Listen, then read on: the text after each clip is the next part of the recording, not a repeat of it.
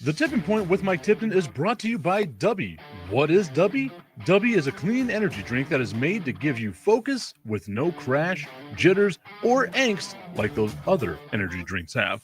They also have no maltodextrin fillers and don't use artificial dyes. Dubby contains vitamins, amino acids, a nootropic, and 150 milligrams of caffeine. W's products are made in the USA in an FDA-inspected facility that strictly adheres to GMP manufacturing guidelines. All of the flavors are unique and custom-made by W, and you'll never taste our taste anywhere else. The best part about it is they're affordable. W's drinks come out to about $1 per drink, much cheaper than Starbucks or any of those canned energy drinks. To learn more, visit w.gg.com/MRTipton33 and place your order today. Use promo code MrTipton33 and save today. W Energy, be better. What's going on, everybody? I want to tell you about my new friends over at Cleverman. Visit them online at becleverman.com. What they gave me was the energizing face and beard scrub along with the Cleverman face scrubber. And trust me when I say this, the energizing face and beard scrub smells amazing. Combining it with the face scrubber, making sure that your boy was looking as good and sexy as possible, opened up a whole different sensation in my face that I haven't ever felt before. I felt so clean, so fresh, and so clean, like Outcast said, and it helped me feel like I was ready for my day. Make sure you visit them online at becleverman.com and follow them on Instagram at clevermannyc. The link is up in my bio if you want to check out all the amazing products they have. Visit them online, becleverman.com.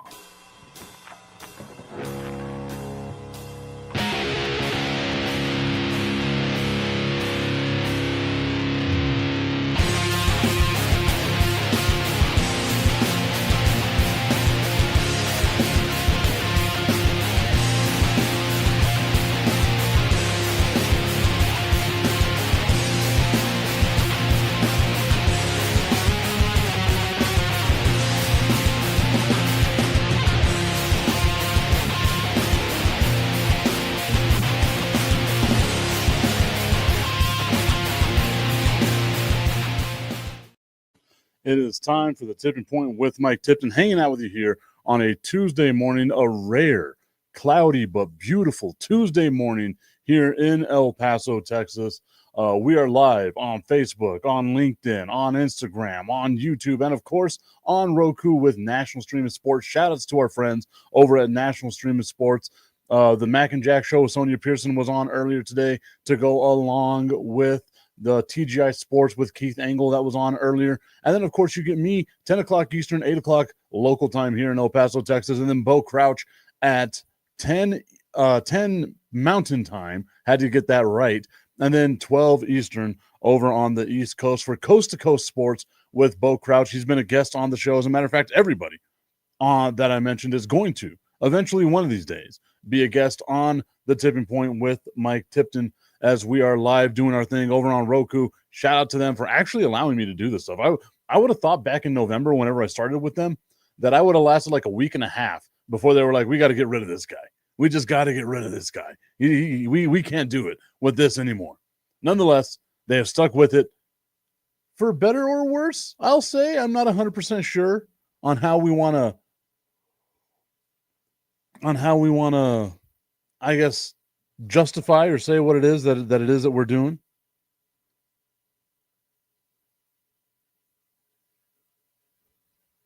Nonetheless, got a lot of stuff to talk about in the world of sports. As a matter of fact, yesterday, I had been mentioning this throughout a little bit of the process of doing all this stuff. Whenever Boston got eliminated from the playoffs, I had mentioned this before. Whenever Boston got eliminated from the playoffs, that they were going to have to mess that team up.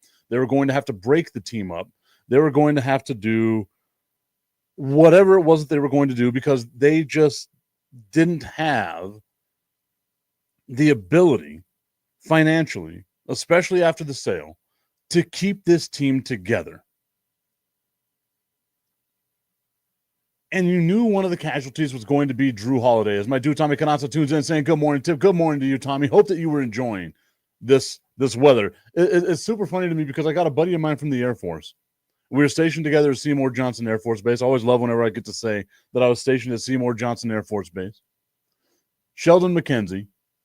And he's doing a national parks tour with his family. And they stopped over at White Sands Missile Range. And they're hanging out in Alamogordo. I get a text message from him. And he says, how do you do this? It's so damn hot. And I said yesterday, if you were here a week ago, it's only 94 today. If you were here a week ago, it was 108. And today, with the clouds, with the rain, with all that other stuff, it's only going to get up to 84 degrees. This is like perfect. If it could stay like this the majority of the time here in El Paso, I'd be a happy, happy man. However, I am also, I love my desert. I love the fact that it gets warm here, that it's sunny, that we don't have to worry about a whole bunch of stuff like that. But if I could change one thing, it would be let's not get over 108 degrees anymore. Let's 100's fine. 108 just feels like overkill.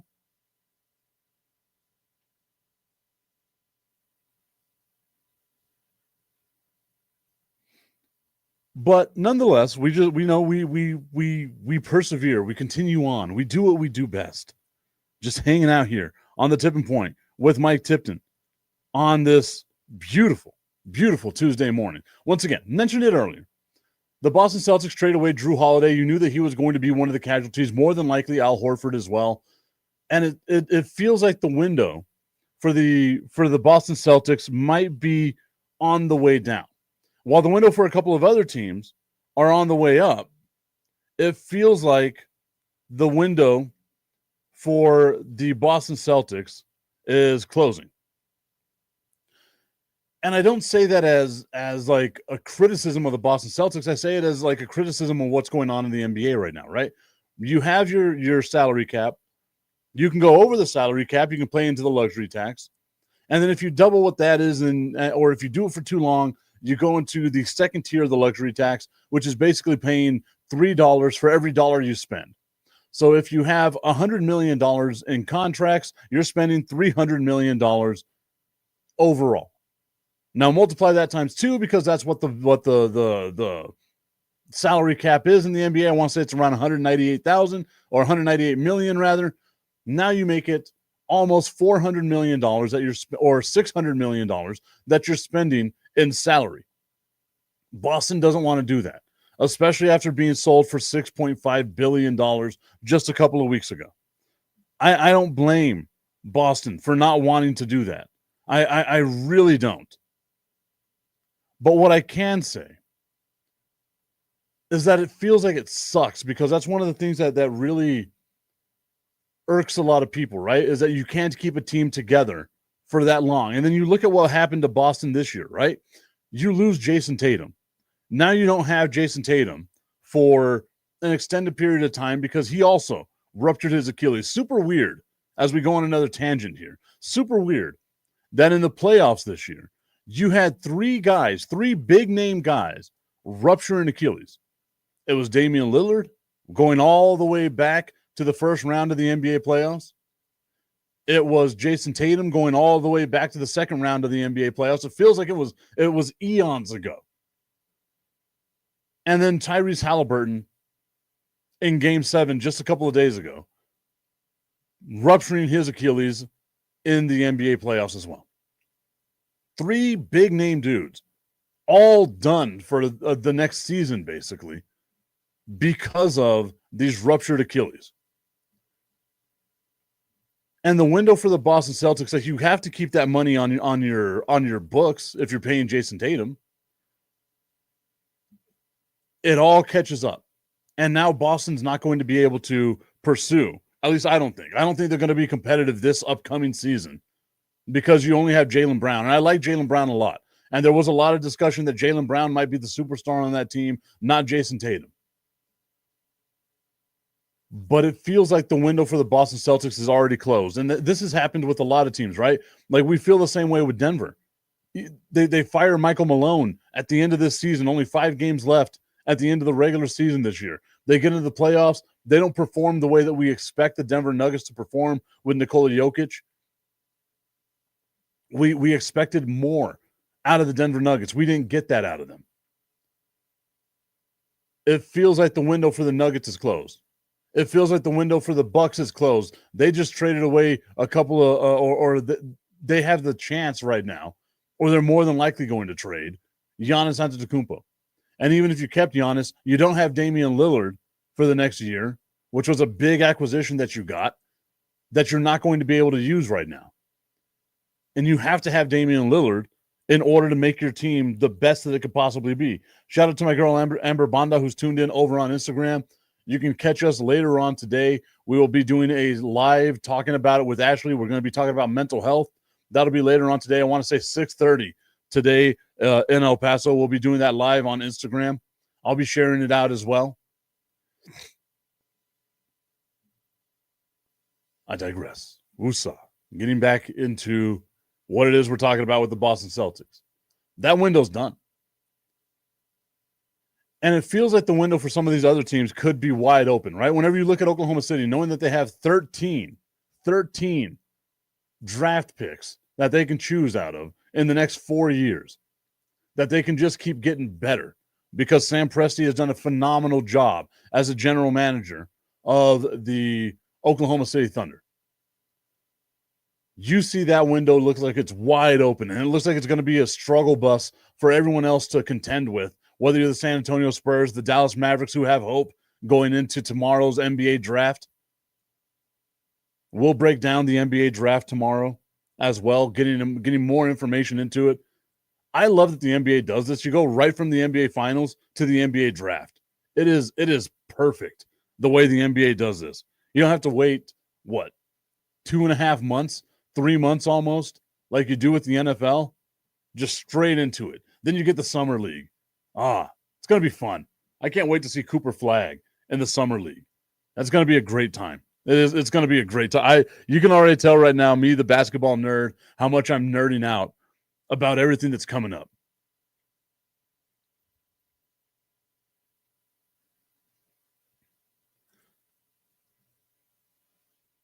I always have a hard time pronouncing this name.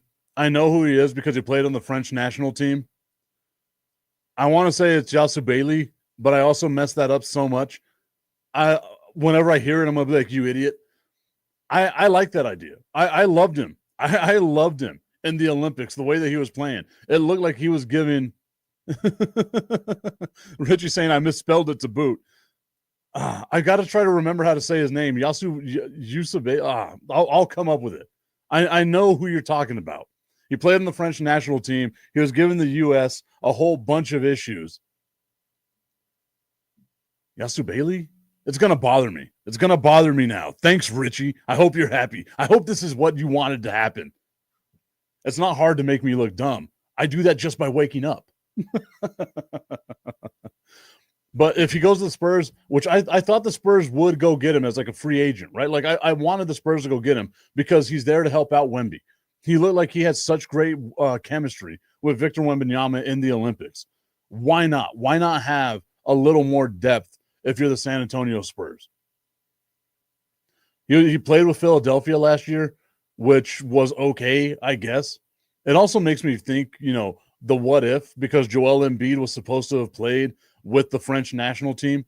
If you would have had Joel Embiid and Victor Wembanyama on the same team going up against the U.S., what that would have been like, man, that would have been a much closer Olympic gold medal game. Yabusele. There we go. Yabusele is the way that it's pronounced. Yabusele. I like him. I like it. I would love to see that happen with the San Antonio Spurs. If we're talking about the same guy, there might be another Yabusele out there. I'm not 100% sure.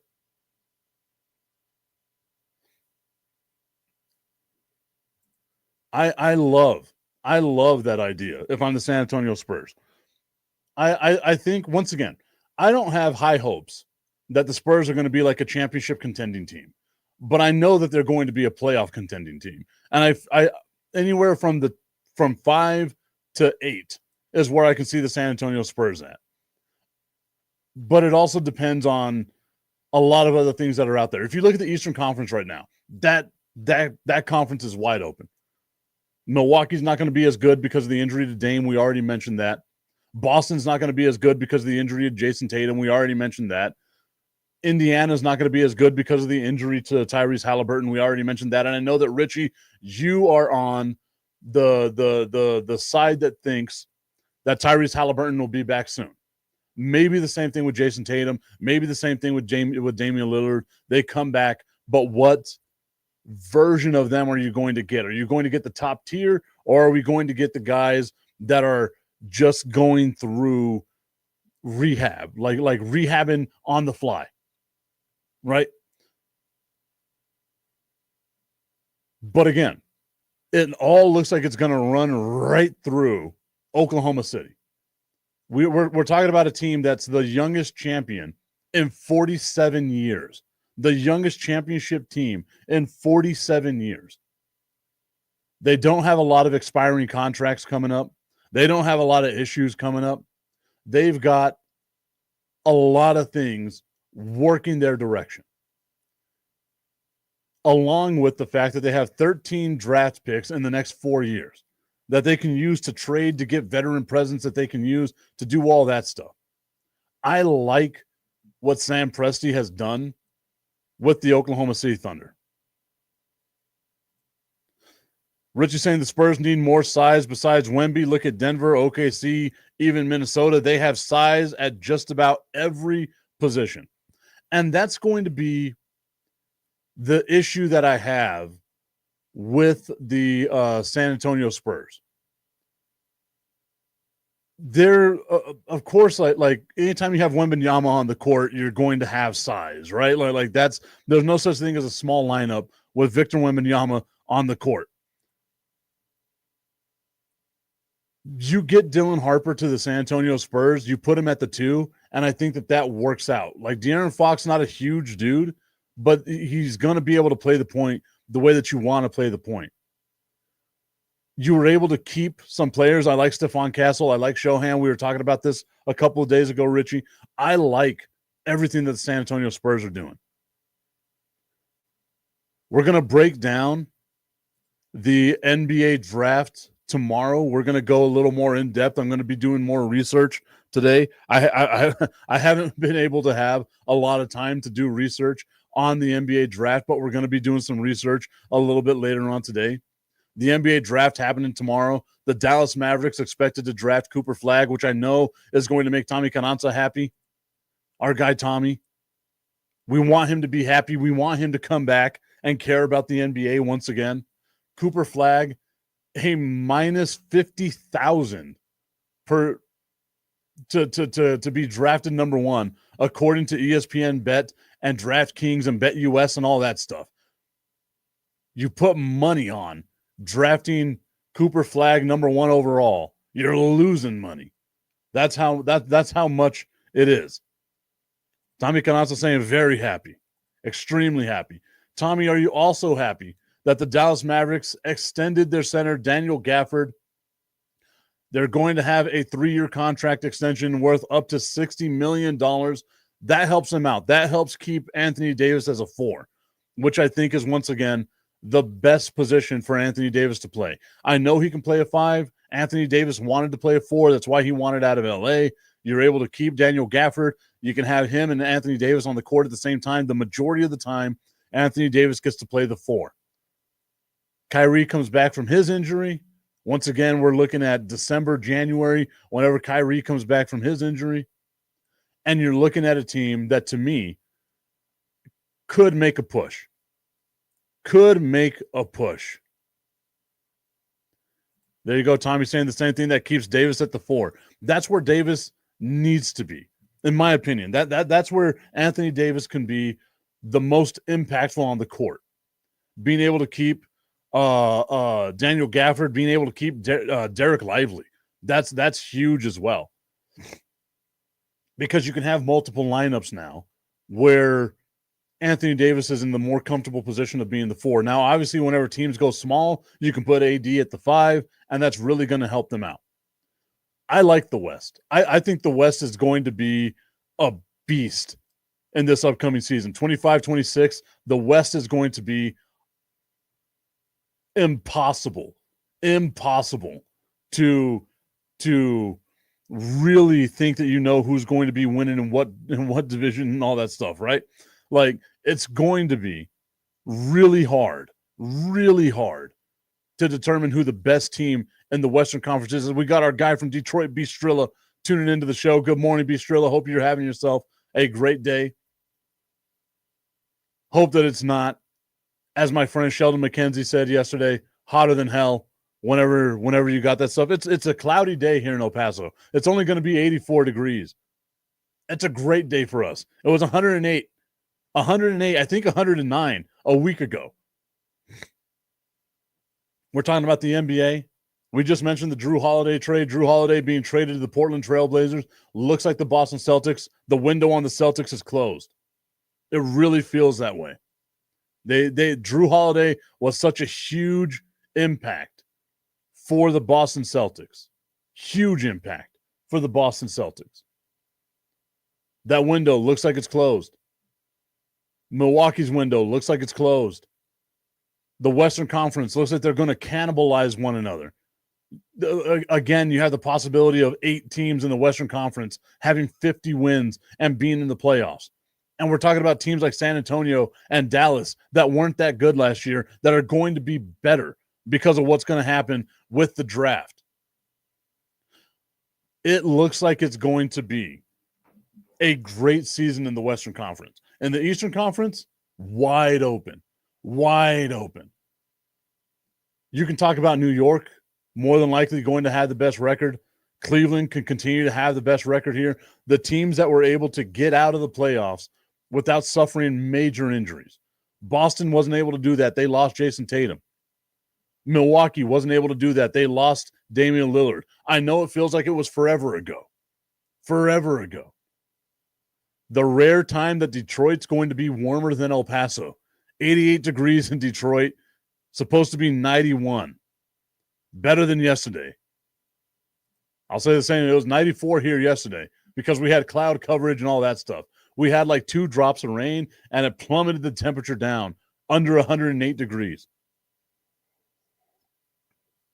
I constantly ask myself, or I reminded myself, whenever I moved to Alaska and I got hit with that negative, 17 in middle November, whenever I showed up to Alaska, it was negative 17 degrees with a wind chill of negative 50. Disrespected every jacket that I had. I would never complain about the heat. And it's finally made it hot enough here, hot enough in El Paso, for me to complain about the heat. 108 degrees. And I remember thinking to myself, at one point in time, whenever I lost my job at iHeartMedia, I was like, maybe I'll move to Phoenix. I am so glad I didn't move to Phoenix. Richie saying I am beyond excited for this rain. Tommy Carranza saying it's nice and cool here in the Northeast. To let you know, Strilla, and other people that are watching around the world on national streaming sports, the Roku channel, all the places out there that you can stream this show, we get like 7 inches of rain a year in El Paso. That's the downside of living in the desert, right? 7 inches of rain. So for us to have a cloudy day in June is a huge deal. A huge deal for us. I can feel the melanin leaving my skin right now, just like I'm Cody Rhodes shooting a basketball. The melanin leaving my soul. Richie, I hope you got that. That was such an inside joke. Such an inside joke. I'm going to cut that clip, send it to my friends. Bob, Jim, and Pat get drunk on the internet. We don't know when we're going to do our next one.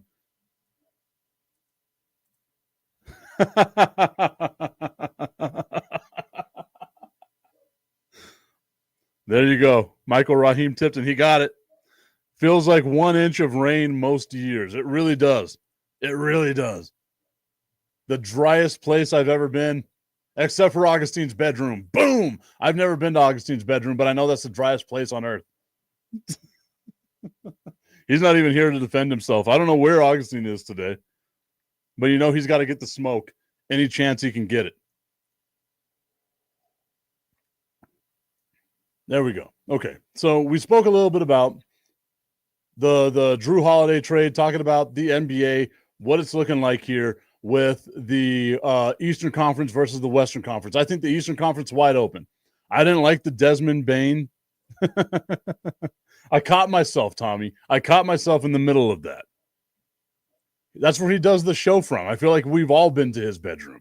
He does the show from his bedroom most of the time. Whenever he's in his house in Juarez, he's doing the show from his bedroom. You guys don't get to see the pre-show stuff. It's weird. The dance that he does before he gets ready to do the show on Fridays. TIP VIP Fridays. The Eastern Conference wide open once again. I wasn't a big fan of the Desmond Bane trade, but I feel like these injuries are going to help out the Orlando Magic. What's Boston going to do? What's Milwaukee going to do? What's Indiana going to do? I know some people are on the side that a lot of these players will be back by October. I don't see it that way. There's no need to rush these guys back. The Eastern Conference to me is going to be wide open. It's not a dogfight like the Western Conference is. If I'm a Detroit Pistons fan, I am super excited about the prospect of Boston, Milwaukee, and Indiana being hurt at the beginning of the season, because that means I can pad my stats, right? I can make my record a little bit better. I can get a little better seeding. I like Detroit. I like what Detroit's done, right? I'm a big fan of that team. They went toe-to-toe with the Knicks. A couple of shots go down. And we're talking about the Knicks and the Pacers.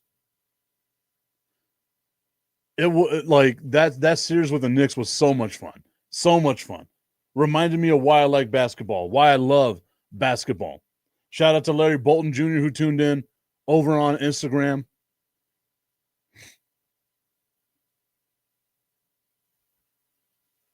The West is going to be a dogfight. The East is absolutely wide open. And that's just how I leave you after I give you just the tip. I just want to put the tip in. It's time for Just a Tip. That would make me uncomfortable. Promise that it ain't too much, but just enough. Just a tip. Just a tip. Just the tip? Just the tip. It's time for Just the Tip.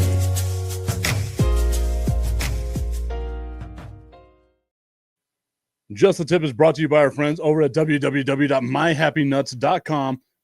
Wow. Let me do that all over again because that sounded absolutely horrible. Just the Tip is brought to you by our friends over at www.myhappynuts.com. Check them out on social media at myhappynuts. You can, guys, summertime's here. I know it's cloudy in El Paso. It's not as hot as it's always been, but my dude, Bistrilla, you're up in Detroit. It's going to be hot. It's going to be muggy. So why not get yourself the My Happy Nuts Comfort Cream? Make sure your boys are feeling good. You don't have to have the awkward sidestep out as you're walking around town anymore. You can make sure you're comfortable. They got the whole body deodorant so you can take care of your pits all the way down to your tip. Anywhere that's got some stank to it is what you can take care of with the www.myhappynuts.com total package that they have. It's on sale right now. www.myhappynuts.com. Use promo code Mike Tipton at checkout and save on all of your male grooming needs. Over the last couple of weeks, we've been talking about different divisions in the NFL. We started off with the AFC East. Who's going to be the best team in the AFC East? And we all agree it's going to be Buffalo. But that second best team, in my mind, is going to be the New England Patriots. So what we're doing is we're ranking each one of these divisions, each one of the teams in the divisions, where they're going to finish based off of what they did in free agency, based off of what they did in the NFL draft, and then based off of what their schedule shows us. We go over the schedule and we determine games here. We have the Bills being the best in the AFC East. We have the Ravens continuing to be the best in the AFC North. we have the Kansas City Chiefs squeaking it out just over the Denver Broncos of being the best in the AFC West. So now we move to what has to be the most boring division in sports. And I say that with as much love as I possibly can. The most boring division in sports. The AFC South. The AFC South feels like you can win that division by winning simply 7 games.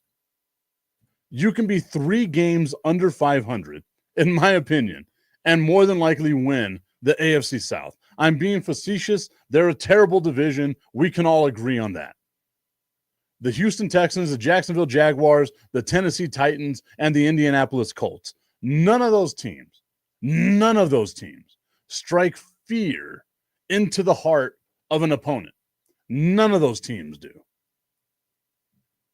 But we got to start somewhere, and we got to talk about them anyway, so we might as well start at the team that's been the best over the last couple of years in the AFC South, and that is the Houston Texans. And I think that's the team that all of us can agree has the most upside, is the Houston Texans.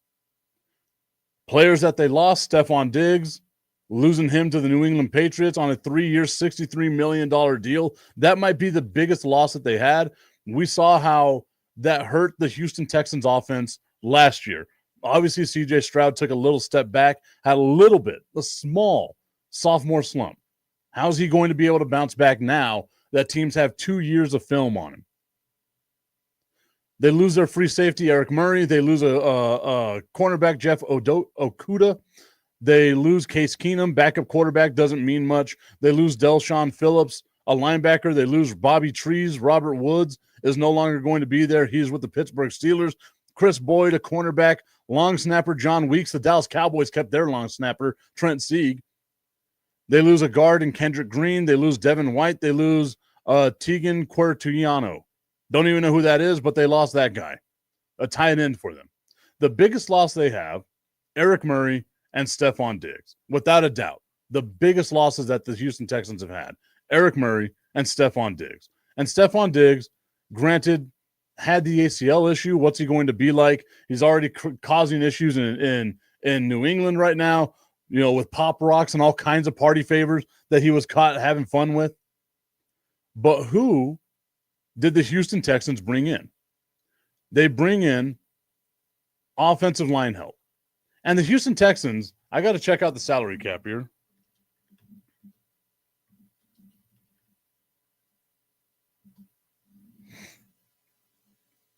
For the Houston Texans. And see where they are in terms of salary cap right now. The Houston Texans have $12 million, according to Sport Track, in salary cap. So they don't have a lot of money. They didn't have a lot of money that they can go out and spend on a lot of free agents. There are some guys here that they gave, the most that they gave was Cam Robinson, a 1-year, $12 million deal. The rest of the contracts are like $4.7 million per year. That's the highest they got, which was re-signing Mario Edwards, their defensive end. They bring in Traymon Smith, the cornerback from the Denver Broncos. They bring in Nick Neiman, inside linebacker from the LA Chargers. They bring in Sheldon Rankins, a defensive tackle that, once again, focusing in on defense. Justin Watson, the wide receiver from Kansas City. Darrell Taylor, an outside linebacker from Chicago. Laken Thompson, a guard from the Seattle Seahawks. They re-signed Derek Barnett. They bring in E.J. Speed, a linebacker from Indiana. He had a couple of good seasons with the Indianapolis Colts, but he kind of fell off over the last year. That's why he only gets a 1-year, $3 million deal. They bring in Nick Chubb, which I think could help them out. I like Joe Mixon, but you got to give Joe Mixon a spell. Nick Chubb being the second running back there, you're only paying him $2.5 million a year. That could be something to help out the Houston Texans. But again, it's not anything that you want to write home about.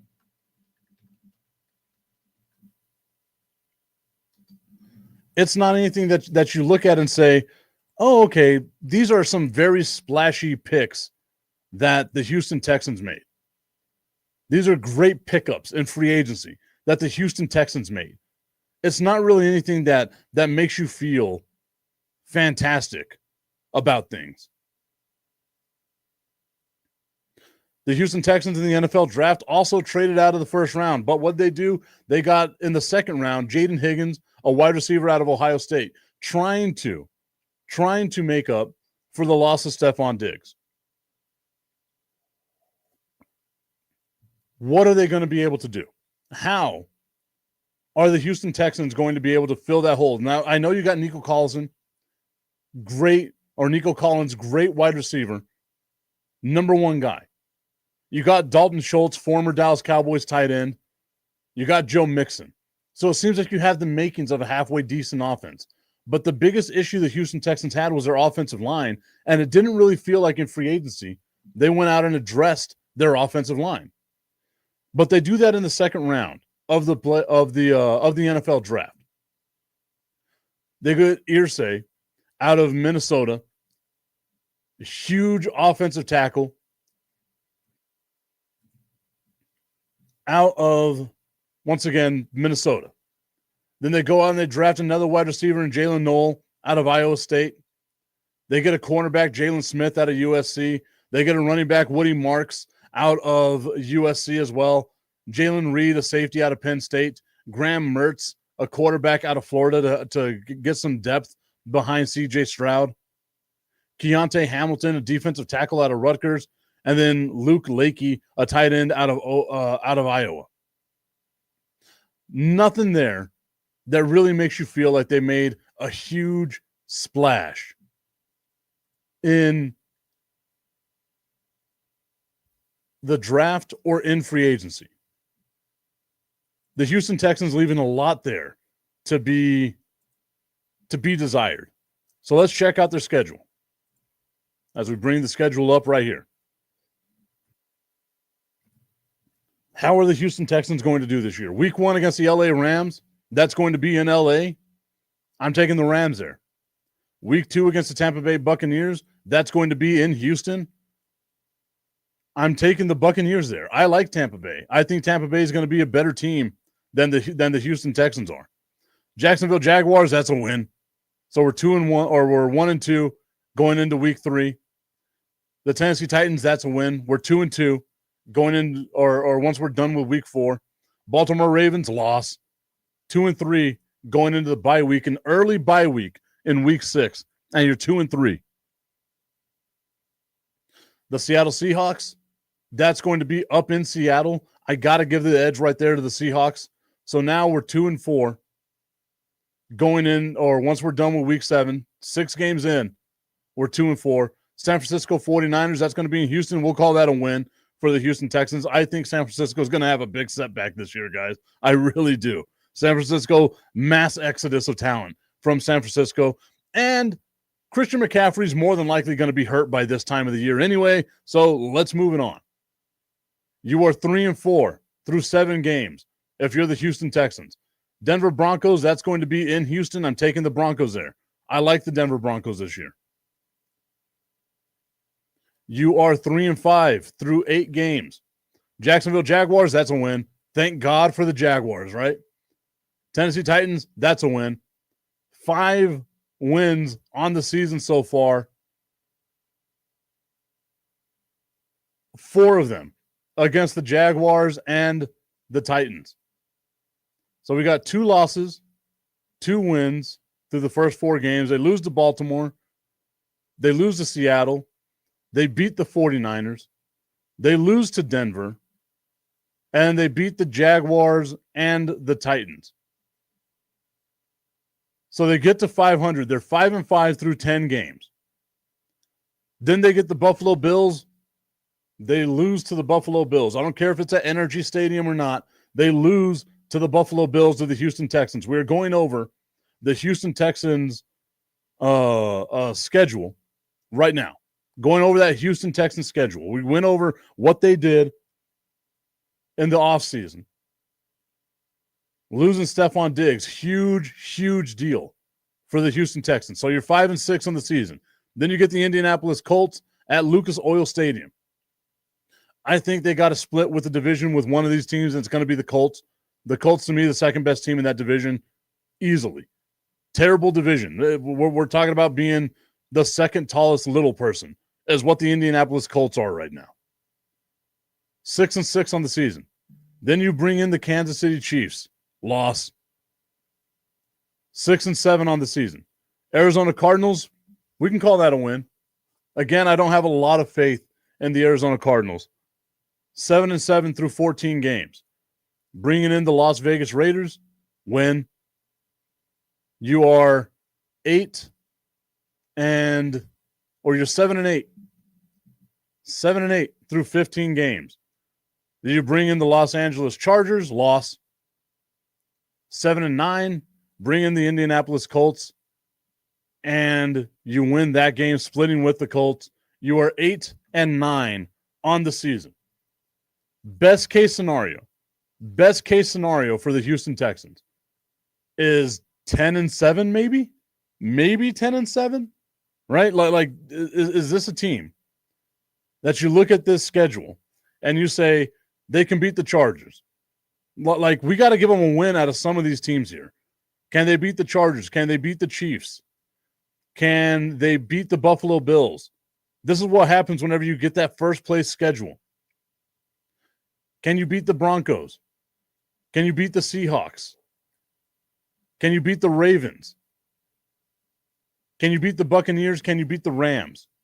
Maybe they get a win somewhere in there, but there's also the possibility they shit the bed, sorry, Roku, and they wind up losing to one of those teams that I mentioned that they can beat. Like there's a real possibility they lose to Jacksonville or to Tennessee because it's a division game. Anything can happen in that division game.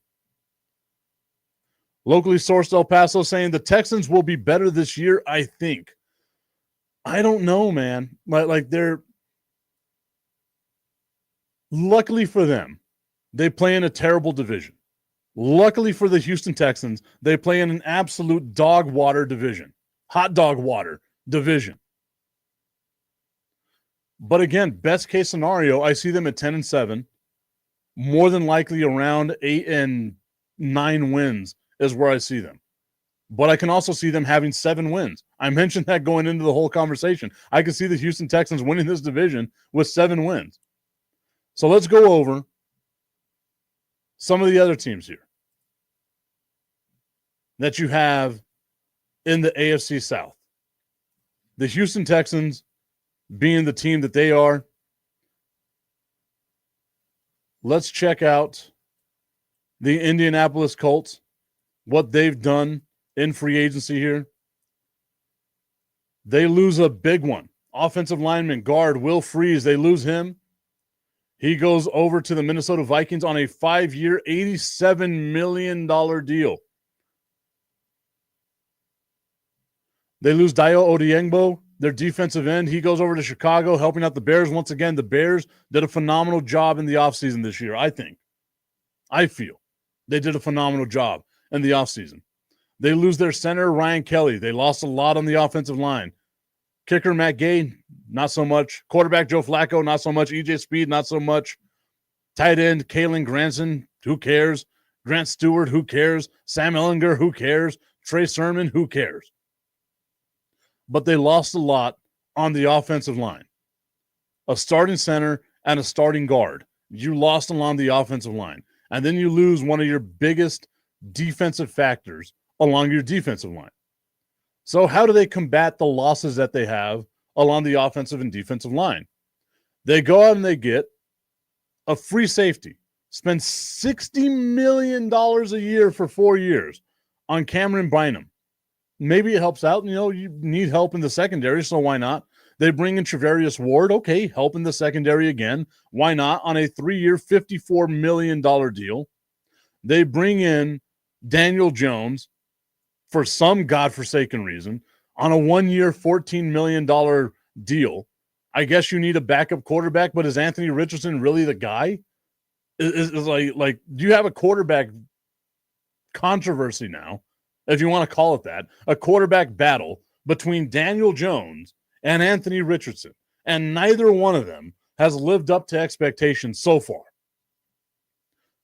They re-sign Austin Doolin, their wide receiver, helps them out a little bit. They bring in Spencer Schrader, a kicker, best known for his time filling in for Harrison Butker with the Kansas City Chiefs. They re-sign Mo Alley Cox, Danny Pinter, and David Long, once again for some depth. They bring in former Dallas Cowboy defensive end Neville Gallimore. Didn't have a great season with the LA Rams last year. Bring him in on a 1-year, $1.3 million deal. They bring in Corey Ballantyne, a cornerback from the Green Bay Packers. Once again, not making any real impact here. They bring in Khalil Herbert, who I think might be able to help them out in the running back game. They get him for a 1-year, $1.3 million deal. But again, you lose a lot along the offensive line, and what do? You go and you help out the secondary. So what do the Colts do in the NFL draft? As Tommy Cananza says, Texans, Jags, Colts, and then the Titans. That's how I think the NFC East or the NFC South will finish this season. You're putting a lot of faith in the Jacksonville Jaguars. I know that much. The Indianapolis Colts go out and they get a security blanket for a young quarterback. A security blanket for any quarterback is always an athletic tight end. And what they do, they went out and they got Tyler Warren from Penn State. As ESPN says, it was a dream scenario for the Colts, who targeted Warren for months. They had him pegged as one of the players on their board and the one that they coveted the most. There was a widespread belief that he would be picked before getting to Indianapolis, but the Bears' decision to opt in for tight end Colston Loveland left Warren available to the Colts, and the dream scenario comes in. They get themselves a tight end who had 104 catches his senior year in college. They get the security blanket for Anthony Richardson or for Daniel Jones, whoever their quarterback is going to be. Then in the draft, they go out and they get some defensive end help. They get some cornerback help. They get some offensive line help in the 4th and 5th round. A running back, DJ Giddens, out of Kansas State in the 5th round. Riley Leonard, a quarterback. Maybe he's going to be the quarterback of the future for the Indianapolis Colts. He went to Notre Dame, so maybe he gets a little bit of love there. I know he was at Duke before he went to Notre Dame. Tim Smith, a defensive lineman out of Alabama. Hunter Wohler, a linebacker out of Wisconsin. You hardly address the offensive line, which is where you lost a lot of what you had working for you.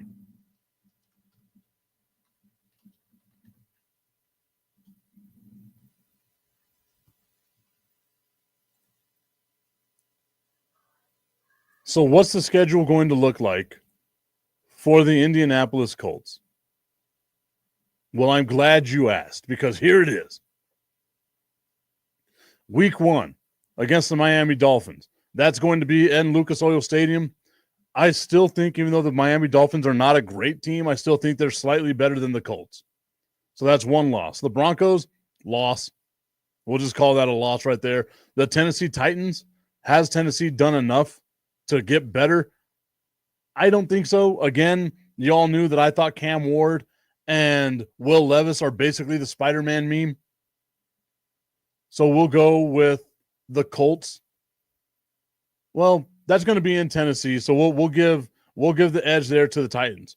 I have the Colts starting 0-3 on the season. They go on the road against the LA Rams. We'll call that a loss. 0-4 to start the season. The Las Vegas Raiders, we'll call that a win, especially that game being at home. 1-4 through 5 games on the season so far. The Arizona Cardinals, we'll have the Titan or the Colts beating the Arizona Cardinals 2-4 on the season so far. Against the LA Chargers, we'll call that a loss. 2-5. Against the Tennessee Titans, that's going to be in Lucas Oil. We'll call that a win.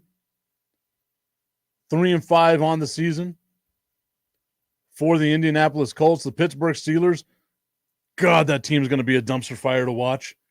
But I think the Steelers can pull out a win at home against the Colts. So now we are 3-6 on the season through 9 weeks. The Atlanta Falcons, that's going to be in Atlanta. The Falcons, I think, are going to be slightly better this year. Not going to be world beaters by any means, but I think that they're going to be better than the Indianapolis Colts on this day. So now you are 3-7 on the season. The Kansas City Chiefs, we'll call that a loss. Loss. You are now 3-8 on the season following your bye week. The Houston Texans, I said they were going to split. This is at Lucas Oil Stadium. So 4-7.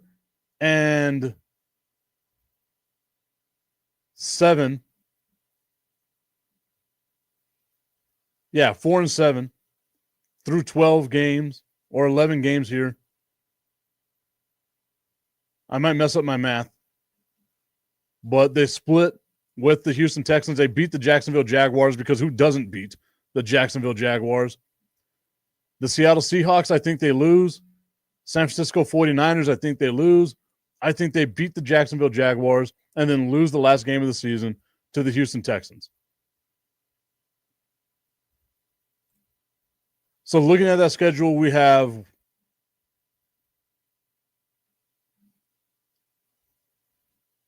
one, two, three,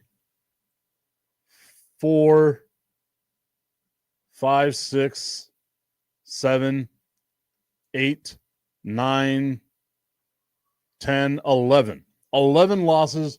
So that means you've got 6 wins. 11-6. I got to get used to this whole 11-6 thing. 6-11 on the season for the Indianapolis Colts. Best case scenario. Best case scenario. You win 7 games. 7-10. Worst case scenario here, I can see them winning only 5 games on the season. It looks like they are going to get absolutely dominated throughout the entirety of the season. I don't know if any of the moves that the Indianapolis Colts make are anything that's of impact, of importance. We're not going to have enough time to go over all of the free agent signings for the Colts or for the Titans and for the Jaguars. We'll go over some of the big names that they were able to bring in, like Jordan Lewis, a cornerback from the Dallas Cowboys. They bring in Patrick McCarty as well, an offensive lineman to help them out along the offensive line. So obviously you got to try to protect Trevor Lawrence. They bring in Robert Hainsey from the Tampa Bay Buccaneers, following their head coach, Duval. Following the head coach over to Jacksonville, they bring him in on a 3-year, $21 million deal. They bring in free safety Eric Murray, helping them out. They bring in Diami Brown, which I think is a huge pickup for them. It gives them a speedster that Trevor Lawrence can throw the ball to. Chuma Udoga, an offensive lineman from the Dallas Cowboys. Once again, helping out the offensive line and getting weapons for Trevor Lawrence to throw the ball to. And then what they do in the draft? Oh, that's right. They got themselves Travis Hunter, a two-way player, more than likely going to be in all 3 facets of the field for the Jacksonville Jaguars. Maybe Tommy was right. The more I'm talking about the Jaguars, the more it feels like they did something good. First-round pick.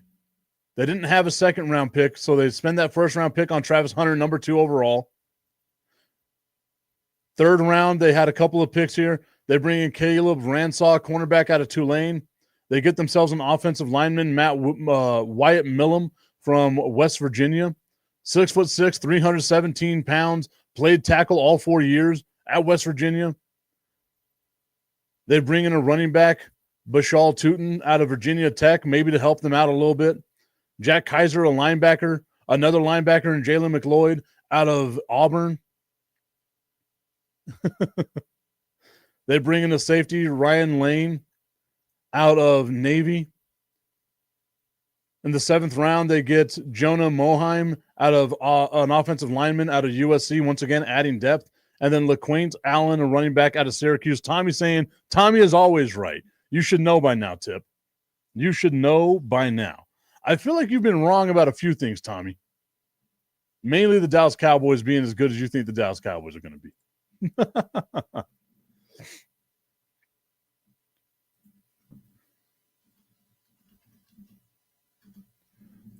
Trying to go as quick as I can to bring up the Jaguars schedule as we only have 5 minutes here left on the show.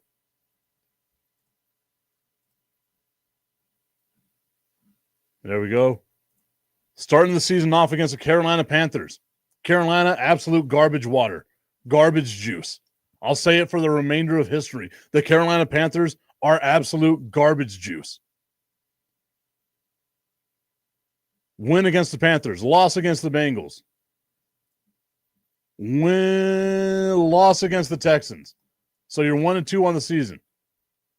More than likely loss against the 49ers, 1-3 on the season. Loss against the Kansas City Chiefs, 1-4 on the season. Loss against the Seattle Seahawks, 1-5 on the season. Loss against the Rams, 1-6 on the season. You beat the Vegas Raiders because who doesn't beat the Las Vegas Raiders? 2-6 on the season following the bye week. 2-6 on the season. Houston Texans, loss. Going to call that a loss again. 2-7 on the season. 2-8 because you lose to the Chargers. 3-8 because you can beat the Arizona Cardinals. 4-8 because you'll split against the Tennessee Titans. 5-8 because you can split against the Indianapolis Colts. 6-8 because the Jets are an absolute dumpster fire. 6-9 because it's the Denver Broncos and they're better than you. 6-10 because you split against the Indianapolis Colts and you already beat them once. 6-11 because you lose to the Tennessee Titans because you split with them. Best case scenario. Garbage juice, it's like a dumpster. You know, like whenever people have like a big-ass dumpster, like whenever you have an apartment building, you got that dumpster that everyone shares, and there's always that little bit of fluid that's leaking out of the bottom of the dumpster because it's rusted. That's garbage juice. It's the same as garbage water, but garbage juice just sounds worse because juice is sticky, right? You know that that's sticky. You step in it, especially like whenever you leave a club and it's like in an alley or something like that, you got to walk down that alley and your shoes are all sticky. It's because you stepped in garbage juice.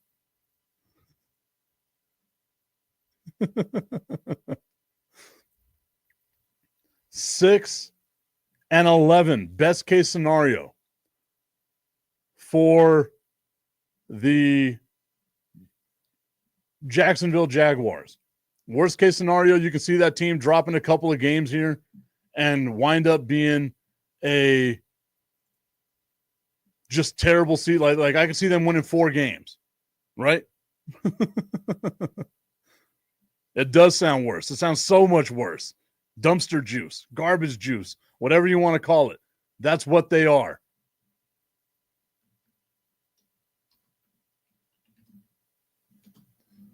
We're going to look up the Tennessee Titans schedule real quick. We won't go over all of the stuff here with the Tennessee Titans because I don't have enough time, and I'm not going to dedicate a whole show tomorrow to the Tennessee Titans. We're talking about the NBA draft tomorrow. So we're going to speed around it, guys. The Denver Broncos, loss. Rams, loss. Colts, win. Texans, loss. Cardinals, win. Raiders, win. Patriots, loss. Colts, loss. Chargers, loss. Texans, loss. Seahawks, loss. Jaguars, win. Browns, win. 49ers, loss. Chiefs, loss. Saints, loss. No, we'll call the Saints a win. We'll call the Saints a win. Jaguars, win. So we got 1, 2, 3, 4, 5 because they split. 6 maybe? Again. The bottom 3 teams in this division, I can see winning 6 games, 5 games, maybe at the most 7 with the Indianapolis Colts, but the Houston Texans wind up being the cream of the crop of this division, and they can be 8-9. Best case scenario, they can be 10-6. 10-7, rather. Man, the AFC South is an absolute dumpster fire, full of garbage juice, flamed by garbage juice. All right, everybody, thank you so much for tuning into today's show. We will see you tomorrow. We're going to be talking about the NBA draft. Everyone have a great and safe Tuesday. I know it's raining, and El Paso doesn't know how to deal with rain. We'll see you all tomorrow.